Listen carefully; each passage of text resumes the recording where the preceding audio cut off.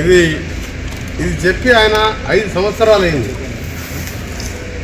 2017లో బండరావిరాలు వచ్చిన సందర్భంగా అక్కడ మైనింగ్ జోన్ డిక్లేర్ చేసుకుంటూ దానికి సంబంధించిన 7 లక్షలు 8 లక్షల్లో తెచ్చి 3 నెలల్లో డిక్లేర్ చేస్తాం, 3 నెలల్లో డబ్బు పే చేస్తామని చెప్పింది.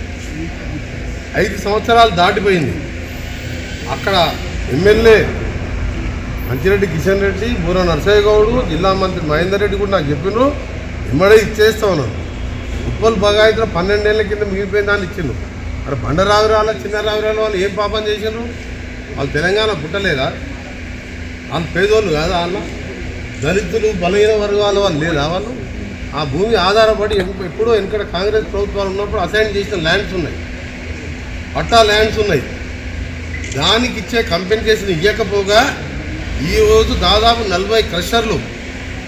ఎంత భయంకరంగా అంటే ఫస్టే ఒకవైపు మూసి ప్రవహిస్తుంటుంది. హైదరాబాద్ డ్రైనేజ్ అంతా కూడా ట్రీట్మెంట్ ప్లాంట్ ఈయన కట్టగా వెనకడ నిజాం కాలేజ్ కాంగ్రెస్ ప్రభుత్వం కట్టేటప్పుడు ఈయన ట్రీట్మెంట్ ప్లాంట్ కట్టకుండా ఆ ఓల్డ్ సిటీ కానీ నాచారం కానీ జీడిపేట కానీ అంత ఇండస్ట్రియల్ వేస్టేజ్ అంతా కూడా మూసిలో వదిలిపెడితే ఆ వాసన ఒకవైపు ఆ గ్రౌండ్ వాటర్ లోపలికి పోయి అక్కడ బోరేసిన గాలి పీల్చుకున్నా మొత్తం కూడా కంపు వాసనతోని రోగాలు వచ్చి మొత్తం లంగ్స్ ఖరాబ్ అయిపోయి గుండె జబ్బించడానికి ముఖ్యంగా వాళ్ళ ఆ పొల్యూషన్తో కనీసం నీళ్లు కొట్టకుండా రోడ్ లేకుండా మోసం చేసినందుకు నిరసనగా 72 గంటల దీక్ష నేను కూడా చేయబోతున్నాను ఒక పార్లమెంట్ సభ్యునిగా.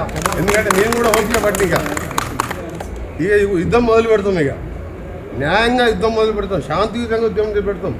తెలంగాణ కోసం 15 రోజులు ఆమరణ నిరాహార దీక్ష చేసి మంత్రి పదవి వదిలిపెట్టినోని ఇలా ప్రజల కోసం ఈ మాత్రం చేయలేమా?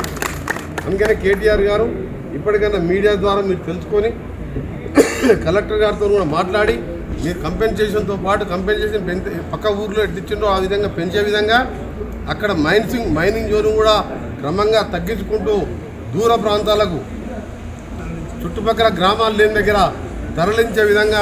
తరలించే వరకు నా పోరాటం మా రైతు నాయకులు, మా సర్పంచ్, మా అధ్యక్షుడు మొత్తం పార్టీలకు అతీతంగా అందరం కలిసి చేస్తాం. ఎందుకంటే దీంట్లో కొందరు దొంగలు జమ అవుతున్నారు. 2 నెలలు 3 నెలలు దీక్షలు చేయగానే టీఆర్ఎస్ వాళ్ళు ఉన్న పట్టుకుంటున్నారు. వాళ్ళతో మాటలు మాట్లాడించి ఎమ్మడే విడ్రా బంద్ చేపిస్తుంది. ఈసారి మాత్రం వెనక్కి తగ్గేది లేదు. మీరు కూడా వెనక్కి తగ్గలేదు.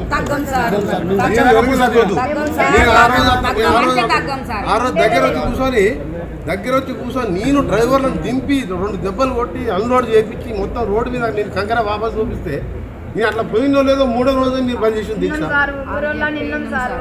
నేను ఒక రోజు మొత్తం ఎంపీగా వచ్చి డ్రైవర్లను పట్టుకొని బెదిరించి మరీ చెప్పిన మళ్ళీ మీ లారీ ఇక్కడ వస్తే లారీ తగల పెడతా అని చెప్పిన. అంత చెప్పిన తర్వాత మీరు ఎమ్మెల్యే రాగానే మీరు ఎమ్మడే మళ్ళొకసారి దీన్ని రిపీట్ చేయాలని మీరు కేటీఆర్ గారు కూడా చెప్తున్న ఒక మాట, ముఖ్యమంత్రిగా ఇవాళ నువ్వు సైకిల్ ట్రాక్ 88 కోట్లు పెట్టి 23 కోట్ల సైకిల్ ట్రాక్ వేస్తున్నావు, LED లైట్లు వేస్తున్నావు. ఇది ఆ స్తంభాలకు 10,000, 20,000, 30,000 లైట్లు, ఒక్కొక్క లైటు 1,00,000, 2 లక్షల ఒక్కొక్క స్తంభానికి 100 కోట్లు పెట్టి. అరే ఒక 2 గ్రామాల ప్రజలు 10,000 మంది జనాభా ఈరోజు అనారోగ్యం పాలై చనిపోయే పరిస్థితి వచ్చి మా అక్క అయితే చెప్తుంది ఇప్పుడు నీ చచ్చిపోతే పెట్రోల్ పోసుకొని ఇట్లా అంటున్నావు.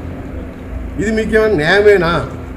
అధికార పార్టీ తెలంగాణ అది మిగులు బడ్జెట్తో వచ్చి 5 లక్షల కోట్లు అప్పు చేసి వాళ్ళకు కొత్తగా వేరే దగ్గర మైనింగ్ జోన్ తీసుకుపోయి ఇల్లు లేని దగ్గర మైనింగ్ పెట్టాలి.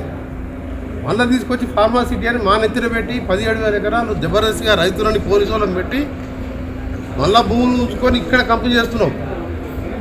దీని పక్కకి ఏంటంటే బండరావిరాల పక్కకు దేశపురాల్లో భువనగిరి కాన్స్టిట్యున్సీలో అక్కడ 32 లక్షల రూపాయలు ఎకరం ఇచ్చిండ్రు. ఇప్పుడు నిన్నమననే కంపెన్సేషన్ ఎకరానికి 32 లక్షలు, ఇక్కడ 7,15,000. ఇక్కడ ఎమ్మెల్యే గారు ఏం చేస్తున్నట్టు? అధికార పార్టీ పొద్దున్న లేతే మంత్రులు, జిల్లా అధ్యక్షుడైన నీకు ఒక్క బాధ్యత కూడా లేదా? మాకేం ప్రతిపక్ష ఎమ్మెల్యేలకు ముఖ్యమంత్రి మంత్రులు అపాయింట్మెంట్ అయ్యారు. ఇవాళ జిల్లాకి వెళ్ళి ఒక పార్టీకి వెళ్ళి ఇంకో పార్టీలో మంత్రి అయినా, రంగారెడ్డి జిల్లాకి మంత్రి అయినా, సబ్ రిజిస్ట్రార్కి అసలు జిల్లాకి మీద అవగాహన లేదు. తప్పకుండా దీని మీద మా రైతు సోదరులకు, మా సర్పంచ్ గారు, మా నాయకులందరూ వచ్చిండ్రు. ఒక 15 రోజులు సమయం చూస్తాం. వీళ్ళకి రావాల్సిన కంపెన్సేషన్తో పాటు ఆ రోడ్లన్నీ కూడా సిమెంట్ రోడ్డుగా మార్చడం, ఎప్పటికప్పుడు ఇవాళ మైనింగు ఆర్టీఓ అధికారులు కూడా అక్రమాలకు పాల్పడుతూ దోపిడీ చేస్తూ పెద్ద 100-160 టన్నుల లారీలు మొత్తం గుంతలు పడి యాక్సిడెంట్లు అయి ప్రజలు చనిపోతున్నారు, కాళ్ళు చేతులు ఇరిగిపోతున్నాయి. అందుకని కలెక్టర్ గారికి సీరియస్గా చెప్పడం జరిగింది. మేము ఎట్టి పరిస్థితుల్లో 15 రోజుల తర్వాత చూస్తాం. ఇప్పటికే 19 రోజులకి మళ్ళీ దీక్ష చేస్తున్నాం. మధ్యలో దీక్ష చేస్తే 3 నెలల్లో ఇప్పిస్తాను ఎమ్మెల్యే గారు ఆ దీక్ష ఆపిచ్చాను.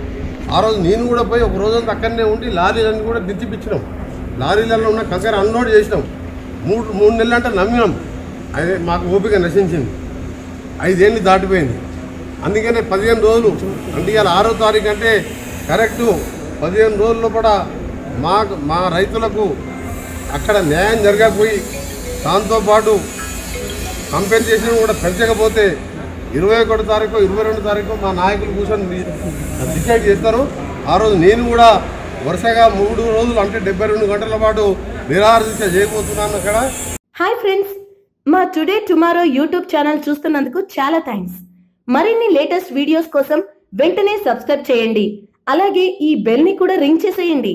మా నోటిఫికేషన్స్ అన్ని మీ మొబైల్లో వస్తాయి. అలాగే మా వీడియోస్ మీకు నచ్చితే లైక్ చేయండి, షేర్ చేయండి, నచ్చకపోతే కామెంట్ చేయండి.